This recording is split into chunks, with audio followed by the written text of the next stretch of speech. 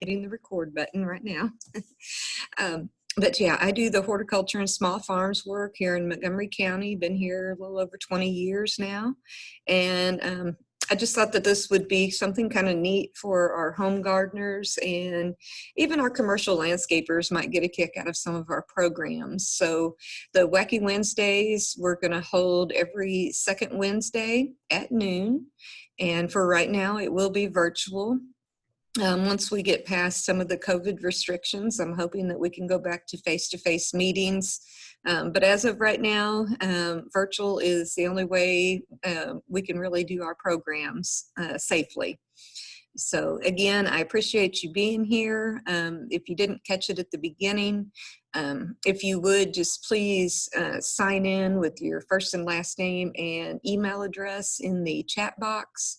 That way I can gather those names and put you on my distribution list to be contacted later for more sessions.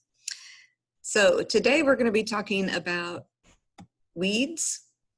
But I also want to take a moment because today is Veterans Day, and I hope that everyone would please honor and remember our veterans today. We have a lot of men and women across our country who have responded to the call, and they take the responsibility very seriously. And, you know, many didn't come home from war.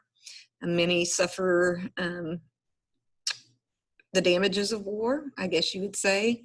From what I've seen in working with our veterans, the Army teaches you how to go to war and how to fight really well, but it does not teach you how to come home and how to handle, you know, your family and everyday life. So I know that there's a lot of people who struggle with being deployed and then coming back home and trying to get centered again in their life. So if you would just indulge me with a moment of silence to honor our veterans.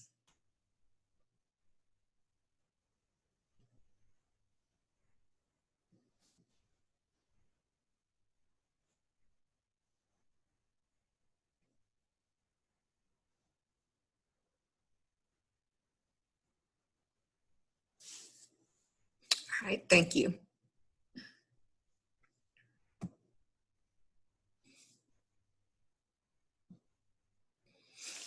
Okay, as I said, we're here today to talk about those wacky weeds in your yard. And the weeds can tell you a lot about what is actually going on in your soil. And weeds are becoming a more and more an appreciated component of gardening. We have been reintroduced to eating the weeds with things like dandelion leaves that has become a niche crop. Also, we are encouraging plants that up until recently were viewed as weeds, dynamic accumulators like comfrey and legumes, to help revitalize our soil through cover cropping and double digging and things like that, just techniques that you would use in the garden to make your soil more healthy. And many gardeners are once again celebrating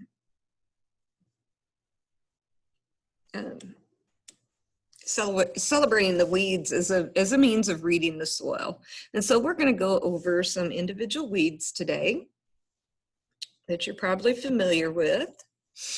But think about the weeds being an indicator of your soil's health. If you have large patches of weed of one kind or another, or many different types of weeds, your garden or your lawn, your farm is probably trying to tell you something.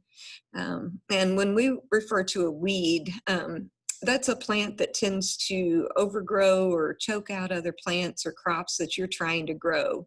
But some of our weeds can be very useful, and as I said, they can be indicators of your soil health.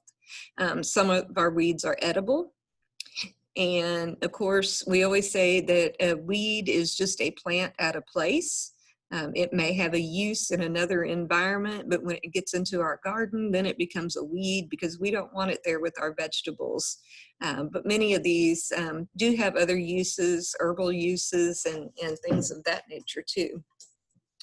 And our wildflowers, you know, what we consider wildflowers, we want them to grow wild around our property, but farmers will consider those weeds and want to get rid of them because they compete with their crops. So, but most of your weeds can be helpful in some way to help us look at our soil quality and condition.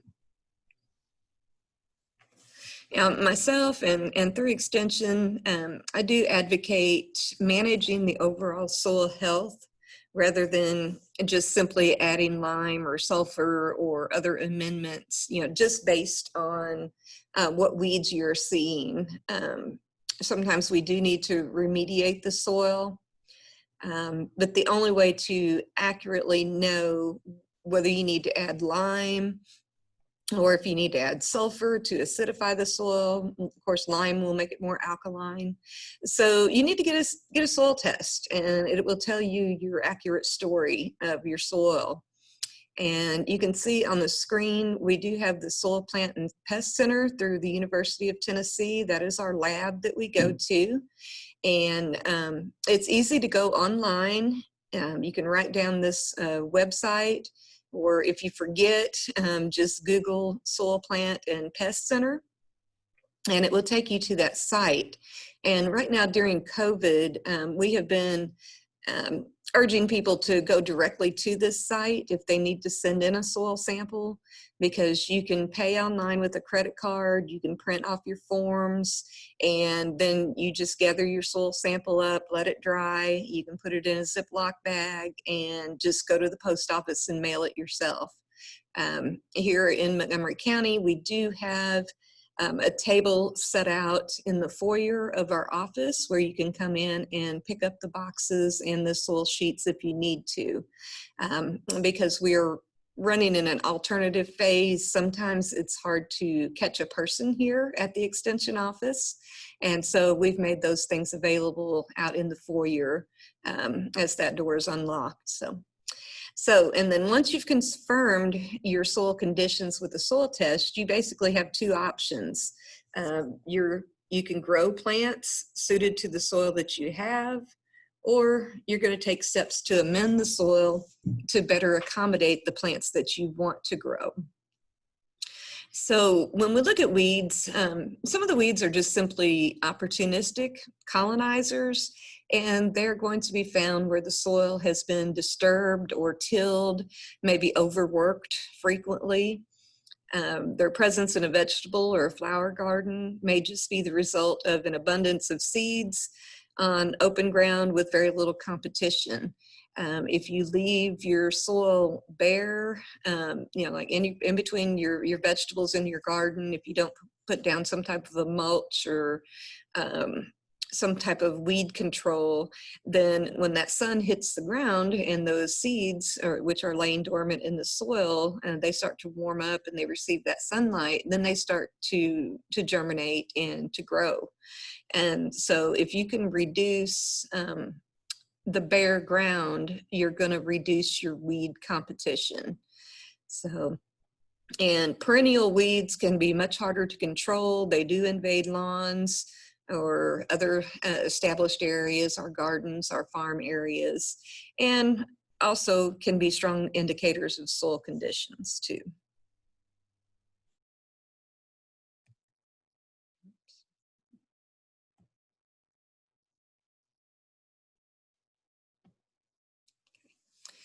Okay, so weeds are not the problem. Geoff Lawton, who is a renowned permaculture consultant, designer, and teacher, made this statement. He says that weeds are not the problem, but rather the symptoms of glitches within the soil. In other words, weeds have arrived because the soil has some sort of deficiency or condition that both allows them to thrive and prompts nature to repair systemic damage. Nature will move towards a permanent, stable system, and weeds are part of that process, especially in troubled landscapes. So the weeds are always going to be there. It's kind of like diseases or insects. They're always going to be there. But how can we control those weeds? How can we make our gardens, the soil in such a way through amendments that the weeds don't want to grow? or maybe through cover cropping, so that we're reducing that sun that comes through. So, but they definitely are indicators. All right, let's look at some specifics. I'll slow down and talk clear. Some of the common weeds that we see, red root pigweed, or amaranthus is what this is here. It grows in rich soil that is high in nitrogen. So that may be a good sign. When you see the amaranth growing, I'm sure you'd have a hard time getting our farmers to believe that, because we commonly see this in row crops and pastures and gardens. This can be very hard to control. It is resistant to a lot of our pesticides, especially glyphosate, which is the active ingredient in Roundup. So we have glyphosate resistant weeds, and they create millions of seeds. And so they create a heavy seed bank down in the soil. And so then if these plants are allowed to go to seed, and then you plow your soil, you're basically planting those seeds, and they can lay dormant there for years. And once that ground is disturbed, again, that just gives them the opportunity. They get some moisture, they get some light, and they're going to start to grow. So one thing about these is that they do tend to appear in non-irrigated fields. So they really like those drier conditions, less tillage and such like that. But when we stop looking at weeds as only pests and recognize that they are plants, we realize that, like all plants, they have certain nutritional needs and outputs themselves. And also, something interesting about the amaranth is the seeds on these can be used for food. It's like a grain. And so we do have varieties that are grain amaranths. And so you could take those and mill them and make flour. The leaves are edible. I definitely suggest that you do some research, either go to the library and get a book on specific weeds, or of course we always have Google. And so you can find a lot of information online, because some parts of these plants can be toxic. They may interfere with medications that you're taking. So just be cautious if you're into the edible weeds and herbal remedies. We always, go into that with caution.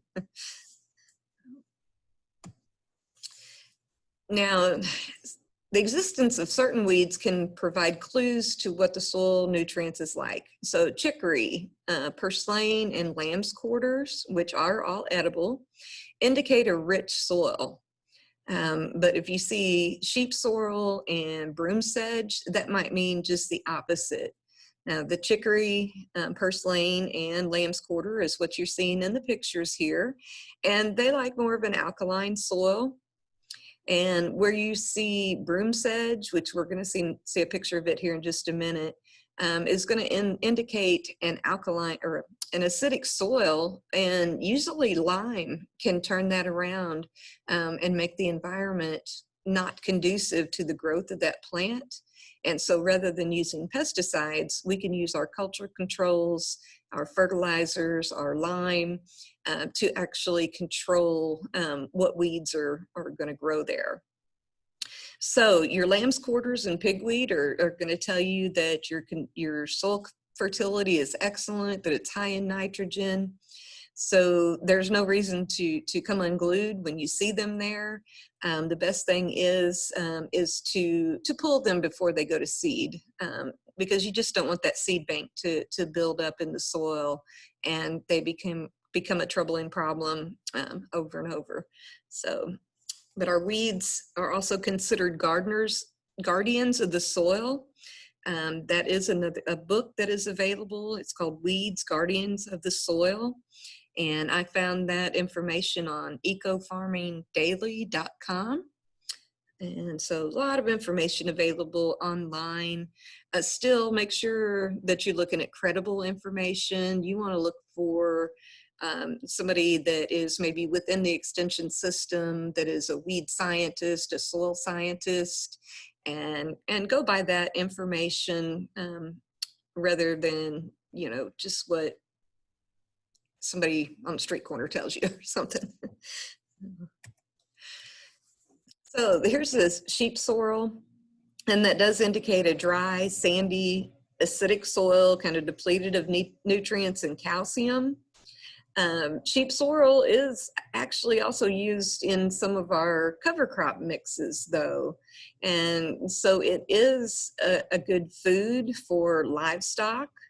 And so it can be used, but just remember it is an indicator. It doesn't mean that it's a bad weed. It just means that it is an indicator of an acidic soil. Now, broom sedge, as you see here on the left, on the right, sorry, is a symptom of a larger problem, okay? And that problem is fertility. And you may not only have acidic soils, but you may have highly compacted soils, soils that have been overworked due to tillage, hard pans, issues like that. And so an application of lime over several years will usually take care of this problem. But when you're looking at the fertility, you might also want to look at the land management practices that have been put into place, where you're seeing this, you know, has it always been just a pasture and maybe it's just a low pH soil, or has it been over tilled continuously year after year, where you've got some compaction issues too. And so that could be corrected with the addition of organic matter, additions of your lime, to help correct that pH and get it to the right range where it's where what the grass wants, because in the pasture you're wanting to grow the grass, whether it's turf grass or orchard grass, whatever. But you're wanting to get your soil right for the plant that you want to grow. So broom sedge, though, is a good indicator of acidic soil as well as the sheep sorrel. Chickweed, I must have very healthy soil because I have a lot of chickweed. Chickweed also likes a rich soil, high in nitrogen, and it does grow on an alkaline, compacted soil. So if you're seeing chickweed, you may want to, once again, get that soil test conducted, and look, and maybe your soil is a little bit too on the alkaline range. Maybe you need to, in a lawn, do some plug aerating to help control this rather than just concentrating completely on pesticide, herbicide applications. So that's what I'd really like to see reduced. By being able to recognize these indicators, we can get away from a lot of the items that we are spraying or having the lawn care companies spray, and actually change the soil through our cultural methods. And I forgot to mention, there's about 17 of us on now. You can either put your questions in the chat box, and I will check those at the end of my presentation. Or if you have a burning question, just go ahead and open up your mic and get my attention, and we'll try to address that as we go through.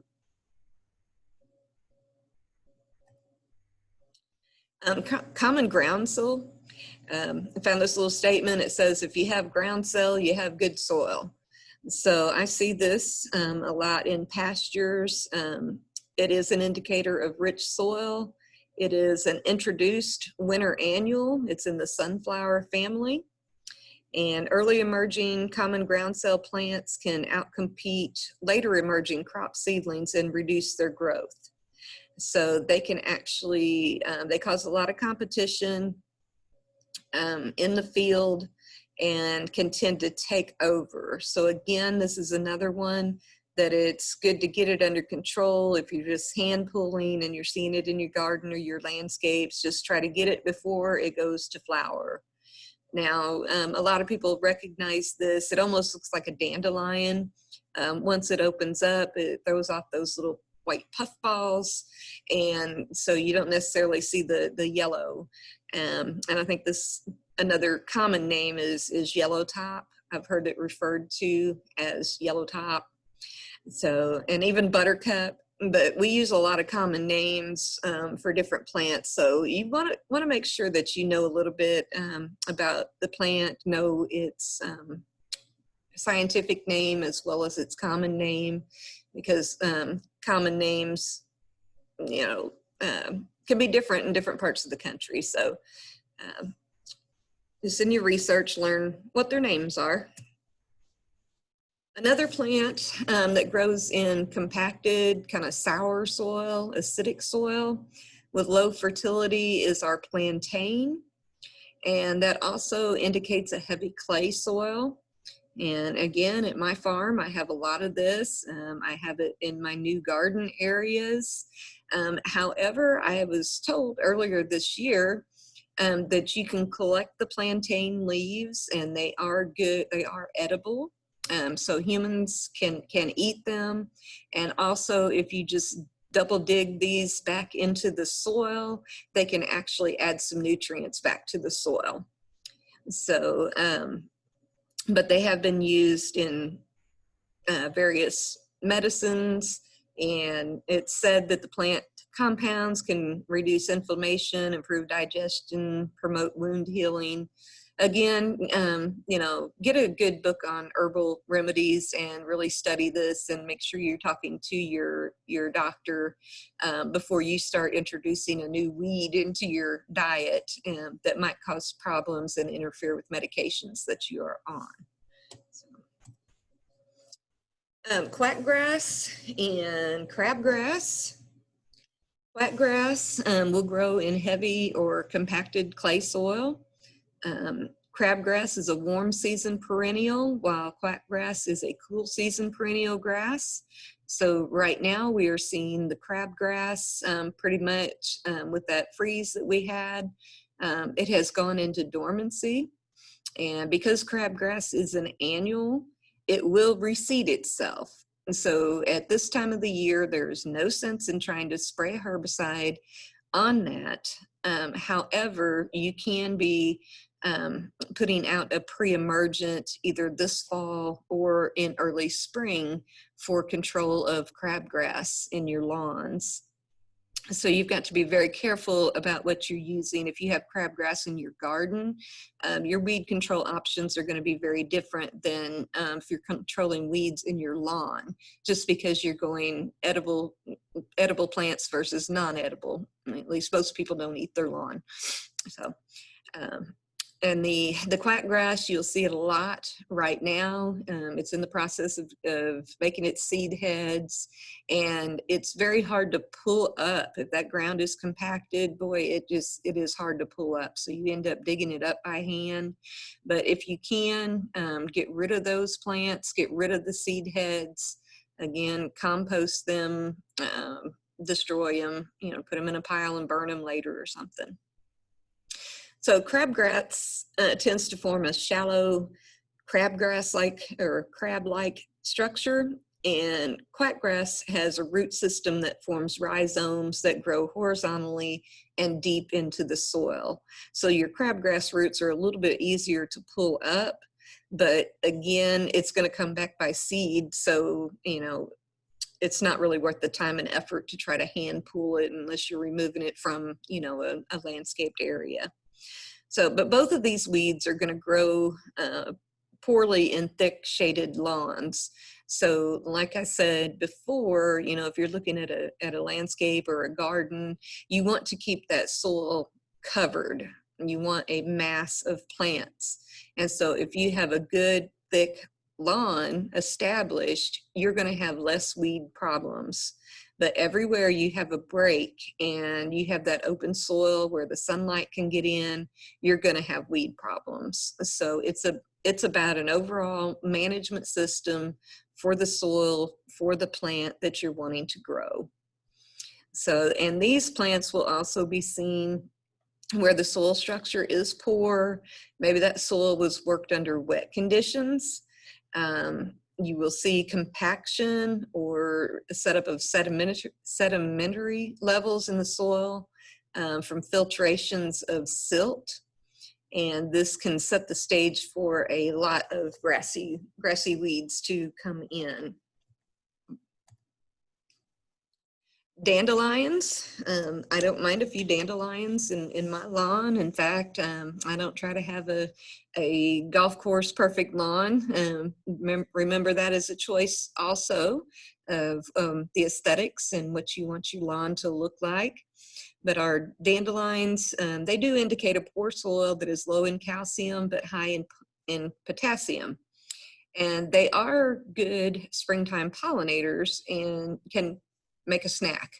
I have tasted them before, not my favorite thing. I guess if it was all I had to eat, I would probably eat it. But you can eat the blooms. You can make a wine, a dandelion wine. You can eat the root system.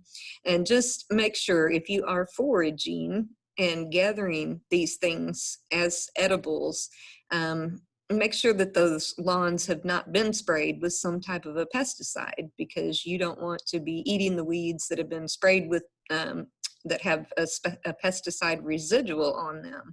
That might not be good for you. And of course, always wash them well, and they should be okay to eat. Now we have dock and goldenrod, and these tend to grow in wet and poorly drained soil. But again, both of these have nutrient properties and medicinal properties themselves. And the dock, I think it makes a great weed control. I kind of let it grow within my gardens and landscapes, and then I just go by with my spade and I chop all the leaves off, and I kind of chop that into the soil and let it break down like compost. So it's kind of living manure.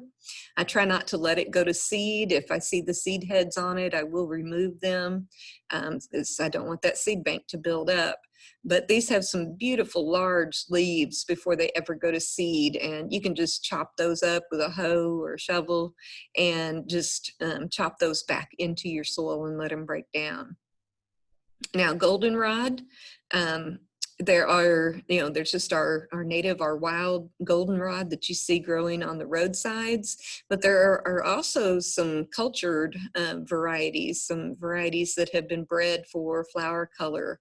And with your goldenrod, there is also a lot of good health benefits to the goldenrod, that it helps with chest colds and congestion, and is also said to help with kidney stones or kidney issues. So, but it is just a beautiful plant. I love to let it just grow natural in my fields. It does attract pollinators. But a lot of the farmers, of course, this is going to be a plant out of place. And so if it's in a farmer's field, it's going to be considered a weed. But I just want to encourage our farmers and our gardeners to be, excuse me, to be looking at these things. And before just going out and spraying a pesticide, look at your soil conditions. What can we do culturally to take care of these weeds before we just go out spraying? And knotweed. You can identify that really easily right now. You see that little pink bloom. If you see it all over your lawn, you know that your ground is compacted. It's usually poorly drained soil is where you're going to find this weed. And it is hard to control. Hand weeding is going to be one of your best defenses. But however, if it is in your lawn, you're going to have to go to a chemical measure to get that under control. And we do have some pre-emergents that could be effective put down in the fall and that keep them from germinating and coming up the next spring. But when you see knotweed growing, you know that that ground is poorly drained and compacted. Wood sorrel is an excuse me again, is an oxalis, and it's going to indicate a moist soil, possibly acidic, but a fertile soil. So oxalis, if you've never eaten it, you have to try a few leaves. They're kind of tart to the taste. Not bad at all. You could add them to a salad or add the flowers to a salad, but they almost look like a little clover A lot of times people do mix this up with clover. I've had people bring it in for identification, thinking that it was a type of clover, but it's not. The leaf shape is differently once you compare them side by side. So this can indicate if you're seeing that, you know, you may have to look at your drainage in your soil. Is it acidic? But probably you do have a good fertile soil.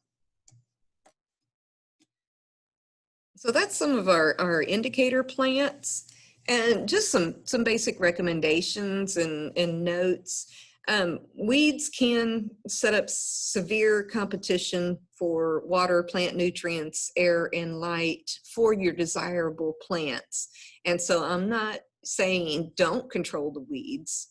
I'm just saying to look at them differently and as an indicator of what might be going on in your soil that is encouraging that particular type of weed to grow.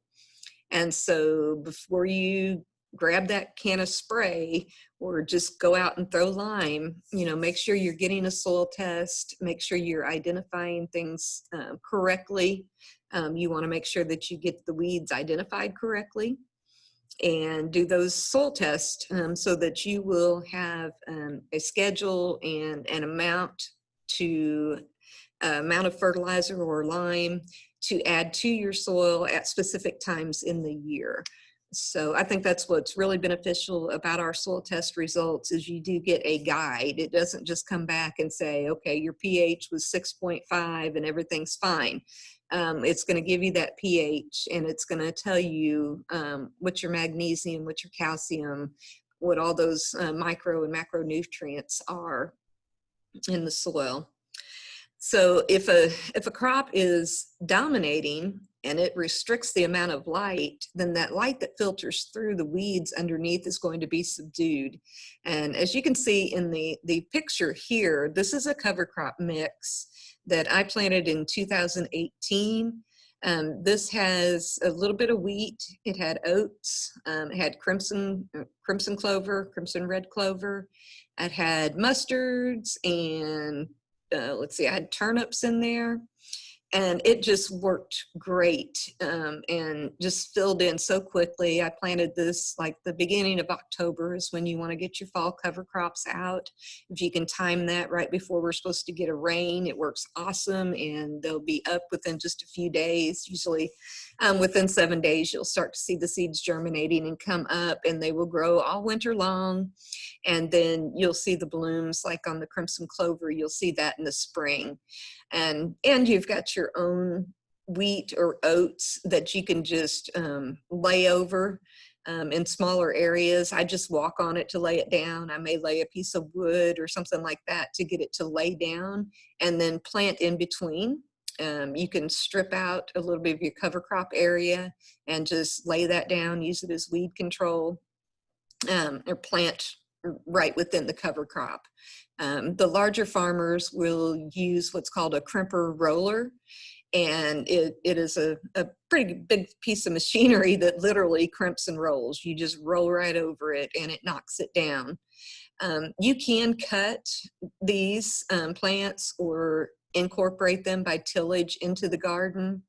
But remember, one of the things that we're trying to get away from is disturbing those seed banks that are down in the soil. And so we're wanting to reduce tillage if we can at all possible.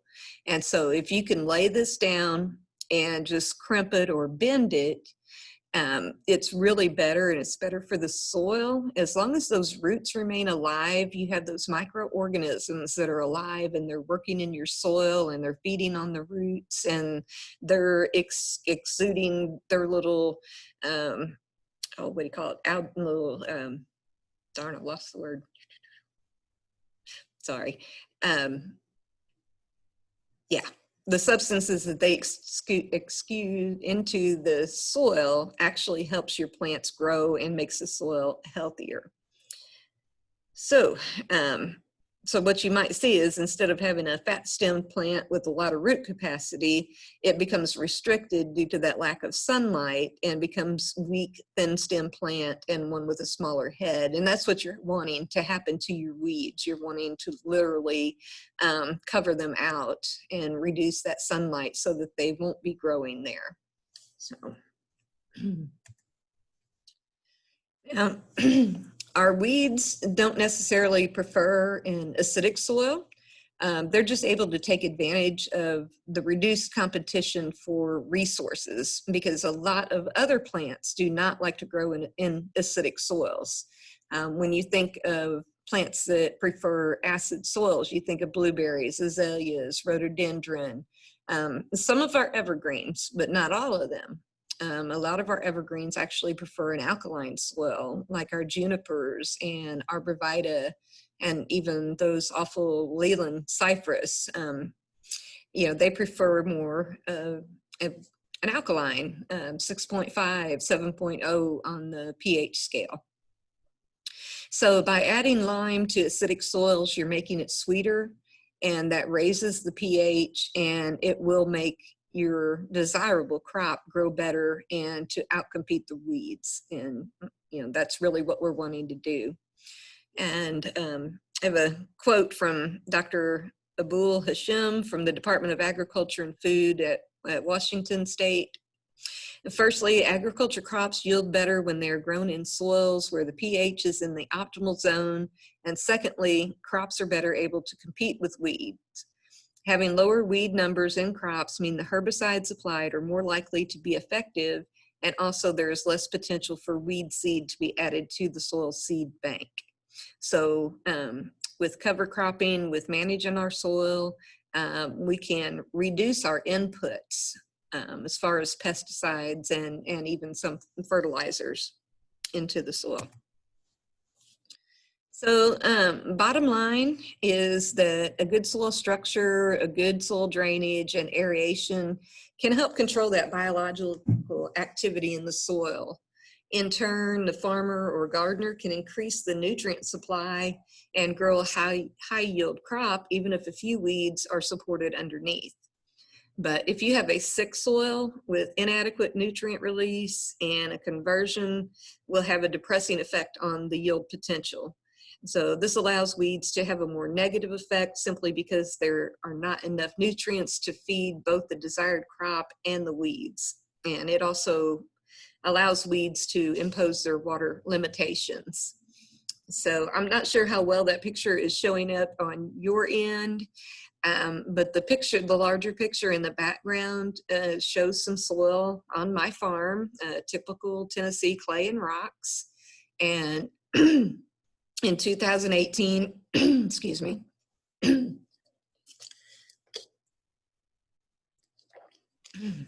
sorry about that. In 2018 and 2019, I have been planting the mix of cover crops that you've seen in the slides earlier. And so the little picture that is inset is what the soil is turning into just after a couple years of cover cropping and just laying that down or letting it decompose on its own and just replanting. You know, just like you have to do with your lawn every year, instead of reseeding this area, which is also a steep slope, I just continually seed it with the cover crop mix. I put wildflower mix out there. When I have extra turnips and mustards and cool season crops, you know, I'll put those out in the fall and just grow. In the summer, I have planted excess beans, you know, and just let them grow and add to the soil, and not really meant to harvest, you know, because what I'm intending to do with this area is just reduce the erosion, reduce the flow of water down that hill through my cover crop plantings. So, but as you can see in that debris, the soil is changing. It's becoming darker colored, and it's becoming more fertile. And so it takes time. It does take time. I've been doing this in other gardens around my house, And like my foundation plantings, I've been in the house 5 years now, and I'm just now putting my permanent plantings in because I wanted to amend that soil and bring it back to life. Excuse me, after all the building and the compaction of the soil had gone on. And so, I didn't want to try to remove the soil that is there. That's usually not a feasible idea. You have to work with the soil that you have. And so that may include picking up rocks and trying to make a smooth seed bed for your planting area, but also planting these cover crops and doing your soil testing and just waiting. Because I think that, our foundation plants and our trees are pretty expensive, and they're meant to last several years. You at least want your landscape to stay good 20, 25 years with proper maintenance. But if you're planting into a hard red soil, or planting into that subsoil layer that's been removed due to construction, you literally have to bring the soil back to life, and you get that by adding your compost or planting those cover crops in those areas. So in the end, it's important to remember that no weed necessarily provides all the information that we need to assess the soil. They are indicators, and they can help us to manage the soil, but soil testing is going to be the key, and then adding those amendments and, adding compost and lime and the fertilizers that are recommended into the soil. So, but you can look at that community of weeds growing in an area, and it will help you to realize the complete view of what soil type is and the conditions of the soil, as well as what issues need to be addressed or considered in developing the land. So identify the prominent plants in a space and where the meaning behind each weed overlaps could provide reasonable, accurate results.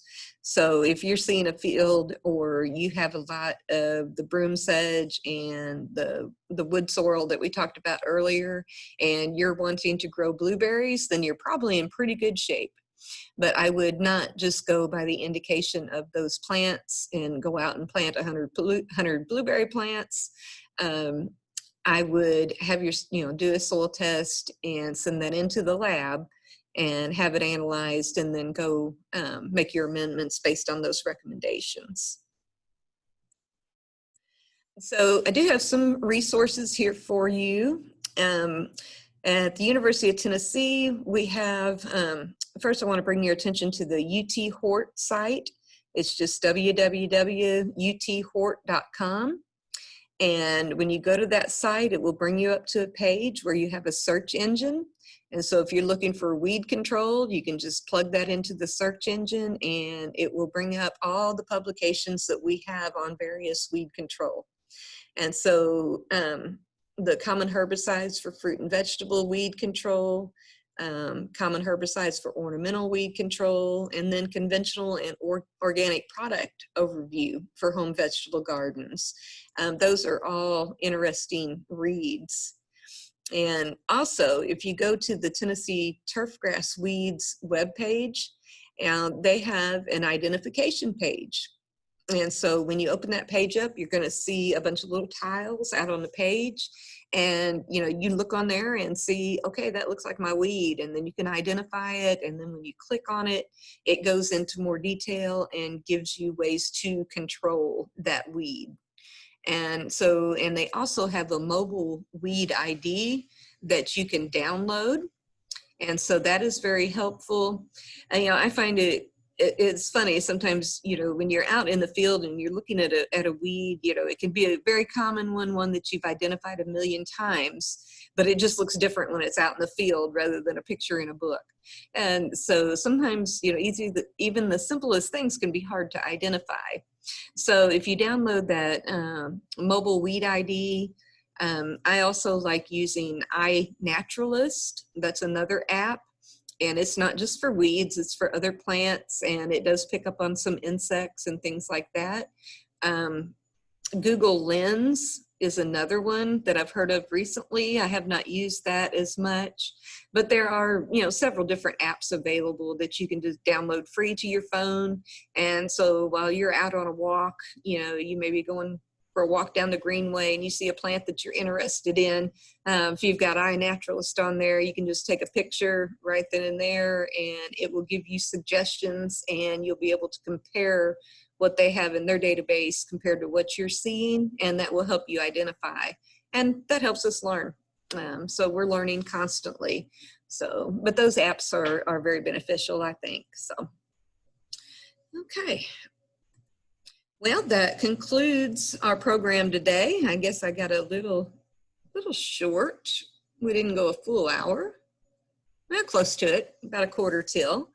So I was going to say that if you want to unmute yourself or and start your video, we can have a little discussion, and I can look at the questions that have come up in the chat box too.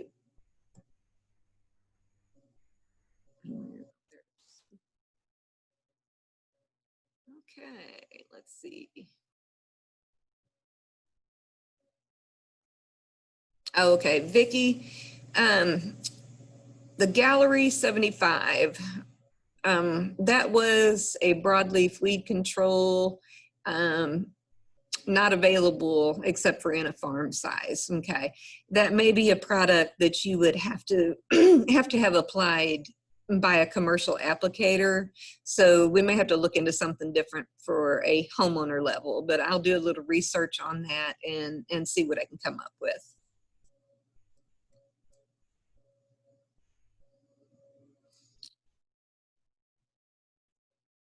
Any other questions, y'all? Comments?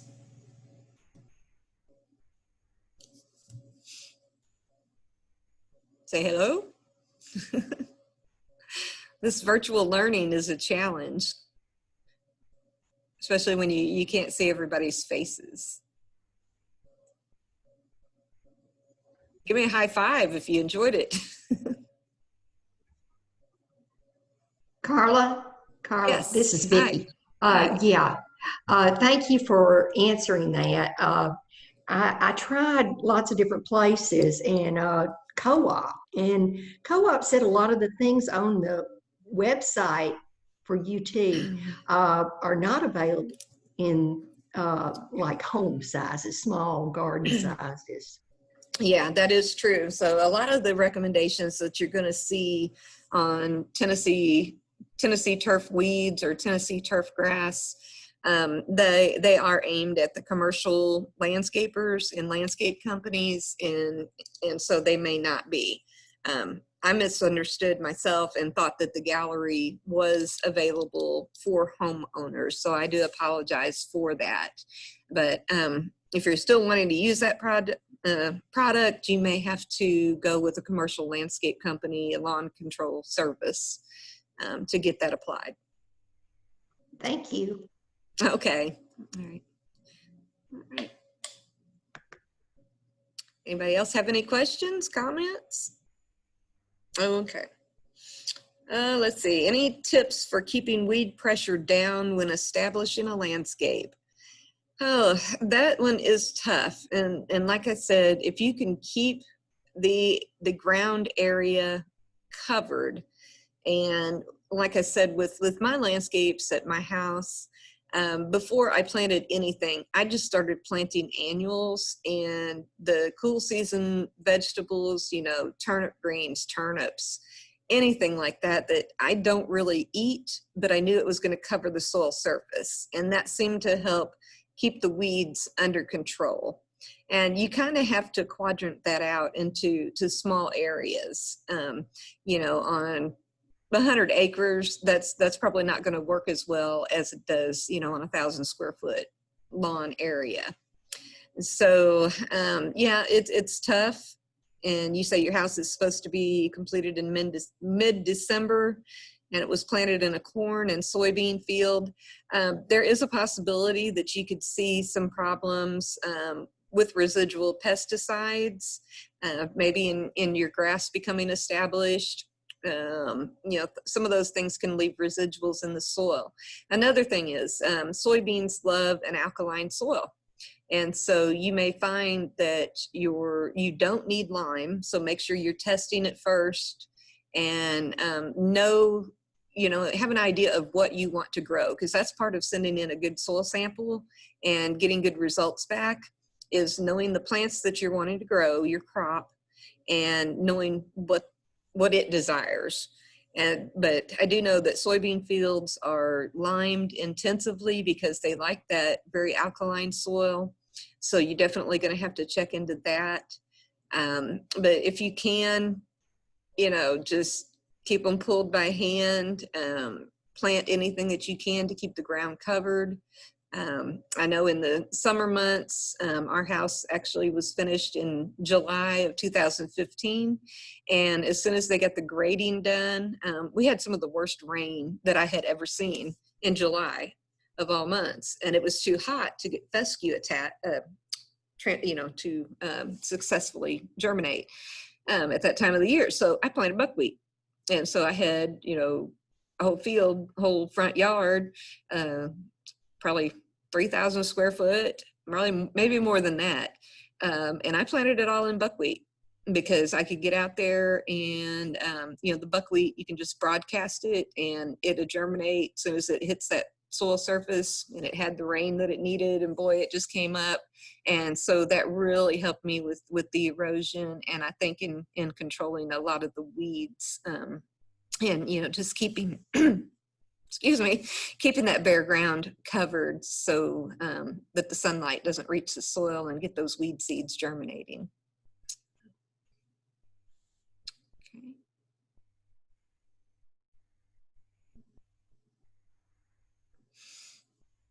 Okay. Any other questions or comments?